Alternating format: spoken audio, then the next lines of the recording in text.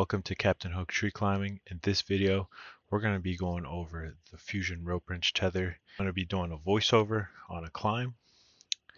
And so, the small maple, it's right next to the house, so we're going to have to be very careful with where we're putting everything. There's going to be branches over the service wires that are just over the chipper there. At this point, I'm just retying me truck on here on my lanyard. At first it was just one wrap too few, so it was slipping on me. Had to fix that. And there it is, very quickly.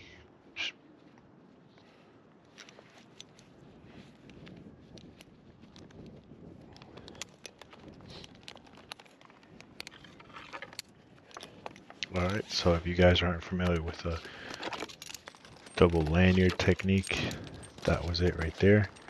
And I'll be using that technique throughout this climb.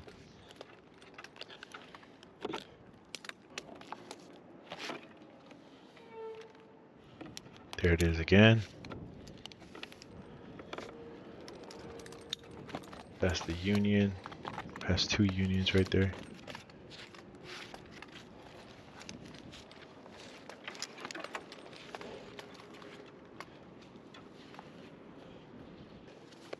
And for this instance, I'm going to be making a canopy tie.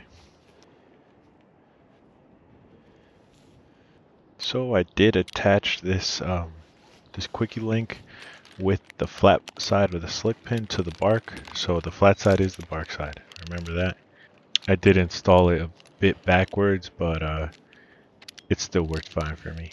Alright, so I just wanted to comment here on how easily this installs. So very quickly you install it by first off attaching the rope wrench to the rope. Then go ahead and probably install your pulley next, right? And then tie your hitch.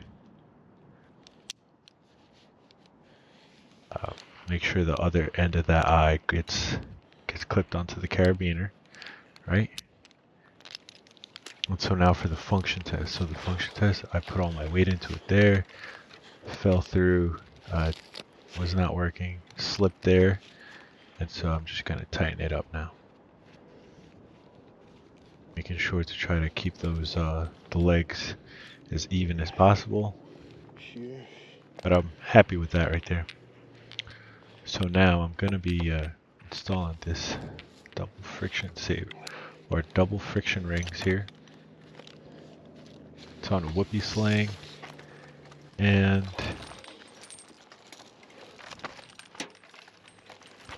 that's gonna be my primary rigging point. I come down a little bit. That descent there is really clean and smooth. As you can see here, that rope branch is engaging so perfectly. It's not straight up and down. It's got a nice angle on it, creating that perfect bend. That bend that is very unique to the rope wrench. So here, gonna do kind of a snap cut sort of deal here.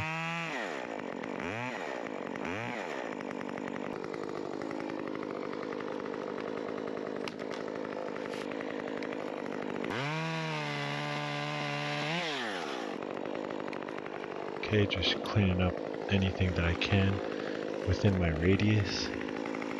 And so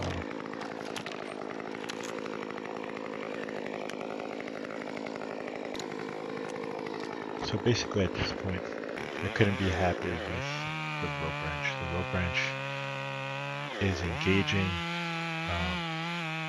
and I probably should have said the Fusion rope wrench tether. My apologies. But yeah, I'm very happy with it because my hitch didn't bind at all, not once in this climb. And having used other tethers in the past, by this time my hitch might have got bound a little bit, at least tightened up to the point where you could notice it. You know what I'm saying? So it was doing a great job of keeping that rope wrench engaged, and throughout the climb you're going to see it over and over again. Okay, so right after I go to 10 slack, I'll also try to comment on how well the rope wrench is engaging. Usually at that point, that's the weak point of all of the other tethers, that they don't engage the rope wrench fully or even partially sometimes. So this one doesn't engage it fully, but it engages it partially, and partially in the sense that, well, it's engaged. Look at that. So after having had the opportunity to climb on this for several hours, I would say at least 20 hours on the Fusion rope wrench tether. So that includes just accessing trees sometimes. Sometimes it's a complete SRT climb. Other times it's a bit of SRT and a little bit of DRT mixed in together. So throughout that whole time, I've really been impressed with the tether. It doesn't bind. It doesn't bind on my hitch. The tether is well designed, and although it has that long profile and it's kind of a bit cumbersome because of that, it's still really good. It's a really good option. A bit pricey, but if you have the money for it and you're in the market for a rope wrench tether, this is probably one to make it towards the top of your list. Alright, so if you guys were paying attention to that while I was tending slack there, I want to direct your attention to look out for how the rope wrench is engaged after I tend slack. And so you can see right away that there's a bend in the rope, and once I put my weight into it and you get that sit back, it engages the rope wrench further. So right there you can see it's engaged, and that means my hitch isn't binding.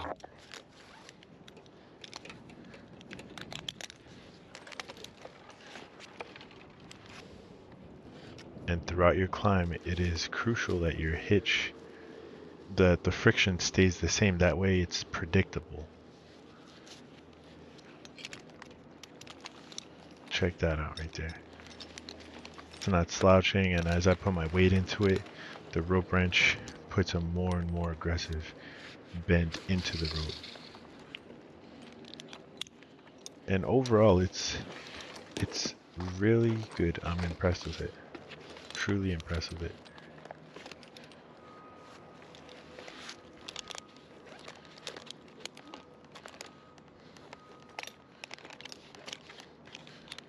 So here, I'm going to eliminate that backside there, this top.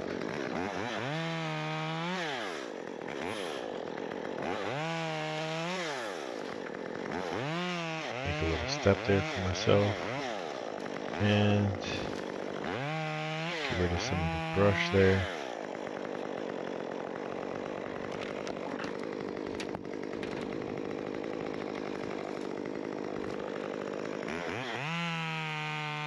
Boat.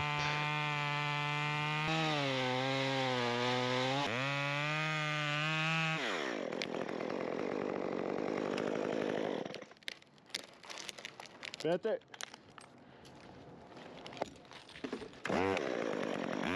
So I wanted to just comment here at this point in the video.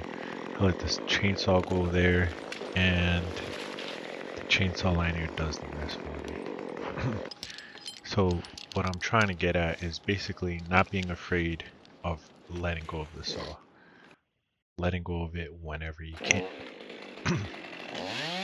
And so right there, we're just trying to also direct your attention to the rope wrench and its engagement. It's engaged right there, as you can see, and that hitch is not bound.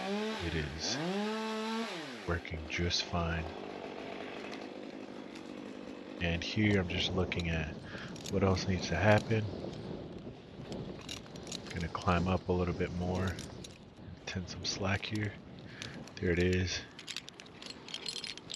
There's that rope wrench. Okay, so right there, almost a bend. And as soon as I put some more weight into it and get that sit back, the rope wrench is confidently engaged.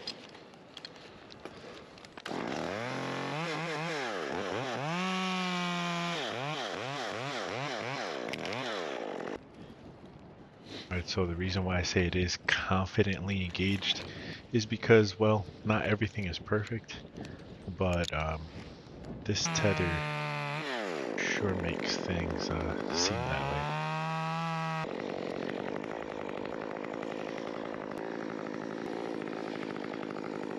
Alright,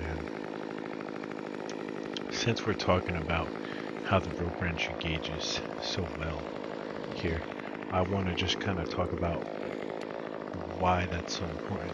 And the reason is because in the past, whenever you had your rope wrench on there with whatever tether, the fix, you name it, it wasn't engaging right away. It wasn't putting that bend in the rope. What you would have to do is kind of just sit into your hitch and pull down a bit so that you introduce a little bit more rope into your system, lengthening it, and also at the same time moving that rope wrench, getting that rope wrench to move up into its desirable position, which is, the engaged position, a position where you could clearly see a bend in the rope. So right there, there's clearly a bend in the rope, and that's what I'm getting at, guys. That's why it is so important. And, I'm just gonna keep harping on that. I think that's the main selling point of this product anyway. Alongside having the integrated pulley, I mean, oh my gosh, I couldn't recommend it enough. So we're going to talk about the pulley a little bit here. Tending slack with that pulley, it's got like a nice big ball bearing pulley on there, and that wheel facilitates some good slack tending. You don't really feel any drag from it. You kind of just feels like natural, like if you were to be using a Blake's hitch, where you get that rope to rope friction, and it just feels good. It feels confident.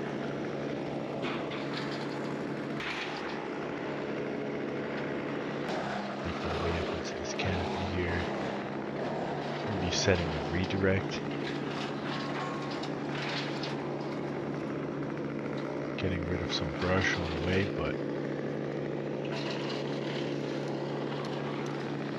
still focusing on getting to that redirect.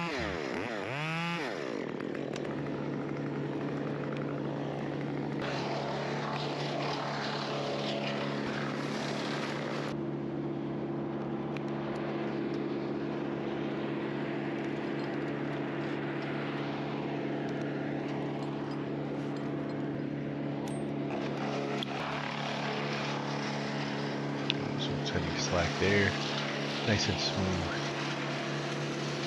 So just going back to the tether here.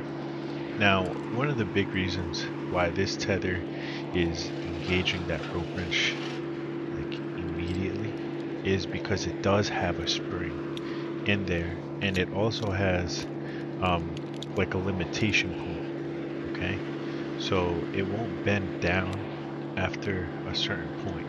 And it's kind of got like a locking sort of design to it that will keep it from pointing straight down. And that's something that most other tethers suffer from. It's one of the reasons why most other tethers are just lacking in facilitating that good rope wrench engagement.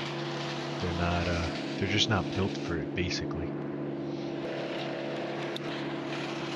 So here, we're going to cut this whole branch off, but I'm going to redirect the line there through that upper branch, and I'm going to tie it off to the lower one.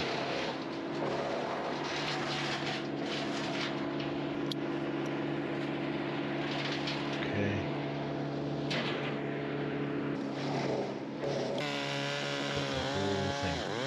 peel cut there.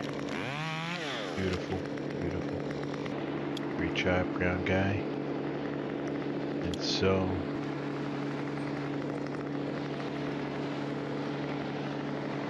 to work on this side, I'm gonna have to redirect that rigging line. So we're gonna get at that real quick. Direct it right on this branch that I'm holding on to. This rigging ring here is just a fixed sling. It's a fixed length on a single ring. So it's really good for working throughout the canopy. On the ends, it's nice and light and reliable above all things. Right? So we're gonna go ahead and get this branch pulled over. I'm not gonna rig it. So check this out, how that gets stuck there. What are the chances, right?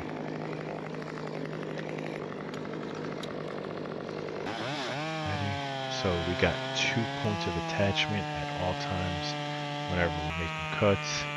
Please guys, just make sure you have them.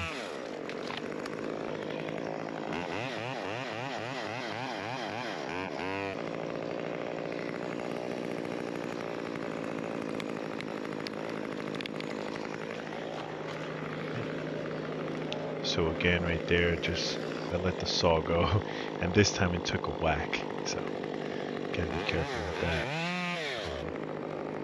That chainsaw, it's been thrown around so many times. It's a real workhorse, very reliable.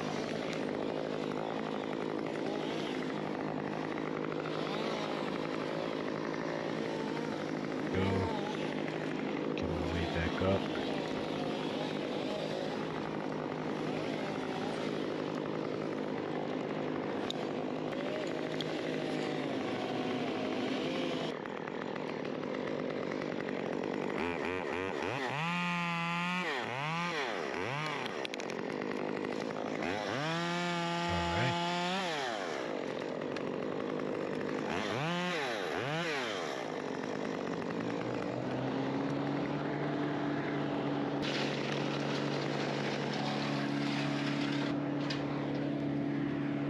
So you can see right there how that rope wrench is just engaging. It's not just that it engages after you tense slack, it doesn't just engage to the point where it's horizontal, it's just past that, breaking that horizontal line, so that it's very apparent that you have a family rope. Therefore, not binding your hitch, keeping you safer, keeping your system more predictable, all very important things. I'm gonna cut this branch here. The video isn't able to capture it so well, but that branch right there was a good 20-25 foot long. Most of these branches that I'm rigging, yep, there's some long branches, I'll tell you.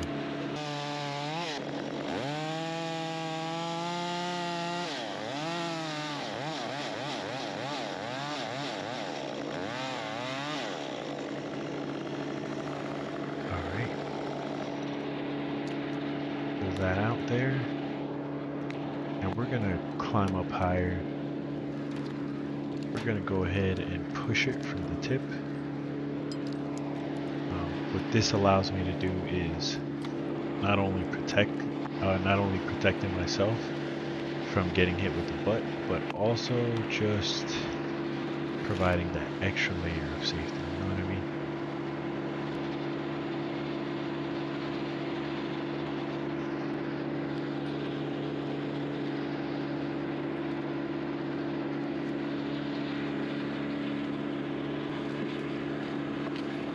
And I know I left a bunch of stubs all over, but I should have cut them myself.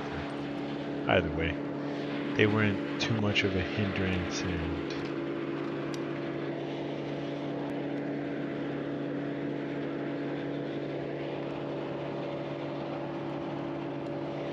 you know, sometimes climbers just, we do that. We just leave stubs. Sometimes it's a big problem. Sometimes they're no problem at all. Here we go. Another massive piece. This piece was pretty big. Very butt heavy. And so there I'm locked in tight. Chainsaw's not going nowhere. It's gonna act like my wedge, I guess. And I'm just gonna push it over. Well, not yet. But I'm gonna push it over. I'll go up a little bit more. And so I left a lot of slack here. I noticed that. Shouldn't have done that, but I did. Especially not with that lanyard on. Could have made a better, safer decision. Absolutely. Too much work for one guy, man. Wow.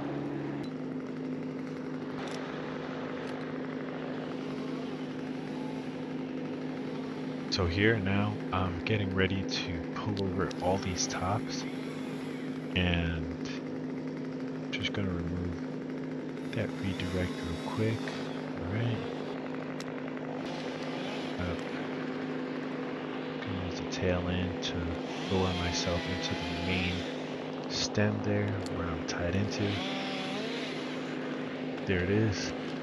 Gonna lower myself just like this, and it works like a charm. Yeah, that tether really just, you know, it took it, you know what I mean? When I do that with, say, the rope runner or the zigzag, they run. They run a little bit.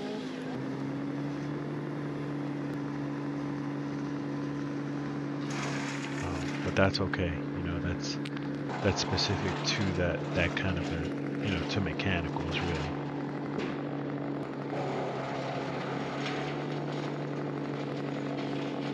There's the bowline knot.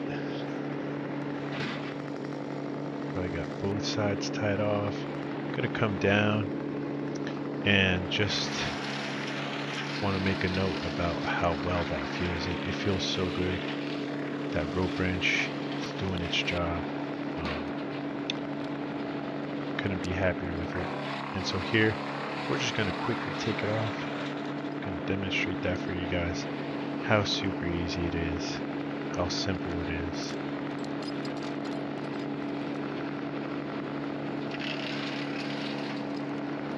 And just like that, we're disconnected. Pull down the canopy tie-in. Or canopy anchor rather. So, gonna just link up to the tree one more time. Gonna start cutting here soon, so always need that primary and that secondary attachment point. In Europe, it's actually a primary and 2 secondaries, so you have to be tied in 3 times by European standards. So in America, we got a little bit more freedom, I guess, to do so.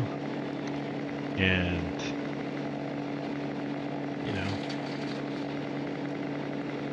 it definitely would be like extra work, you know, to put on a second lanyard, but it doesn't take that long. So getting those 3 attachment points isn't that bad.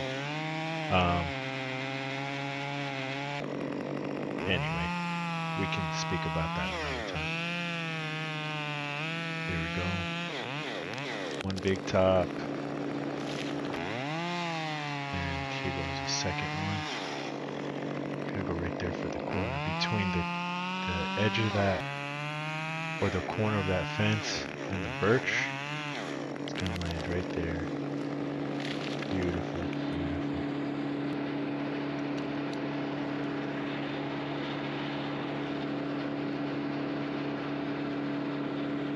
Gonna go ahead and put that double fisherman's on that end, just so it doesn't slip through my hitch, my rope wrench.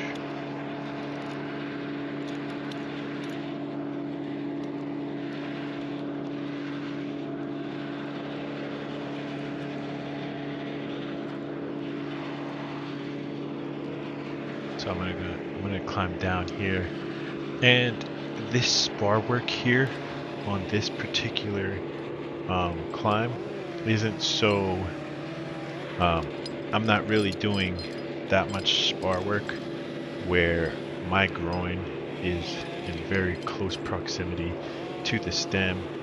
It's not in one of those situations where I have to be in that kind of, that kind of sort of precarious position, right? I do have a video that's going to be coming out.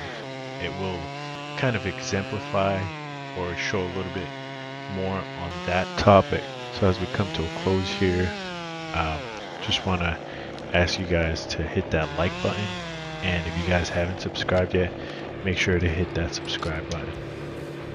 And here in the rest of the climb, we're pretty much just going to work on this last top and bring her down. So as you can see there, the tether's hanging below me between my legs, and it's pretty long. It's quite long there. And I could attach it to the belay loops here on my saddle. If you guys are rocking the Petzl coil saddle, you can tie into those belay loops, but there's a bit of a downside, is that your system might not just hang. It might kind of stand up a little bit and kind of point into the tree. It'll make it a bit more cumbersome. I don't know. If your system isn't so long like this, that is ideal. But given that I didn't bring an Akimbo with me, I have to deal with this and keep it on the bridge. That way it stays nice and out of the way.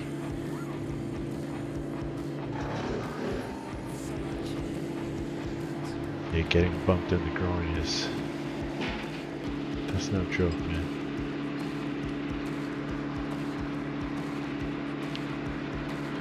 Here I go for the club hitch, back it up with the halfie.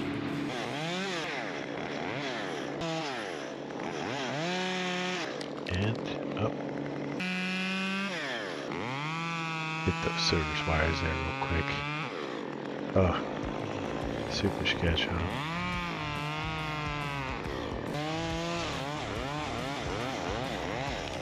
And down she goes.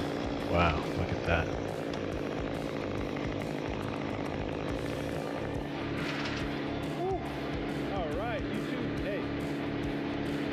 So that is basically it for this video, y'all. Thank you so much for tuning in and watching it with me. And I bid you guys well. I wish you all the best. Until the next one, y'all.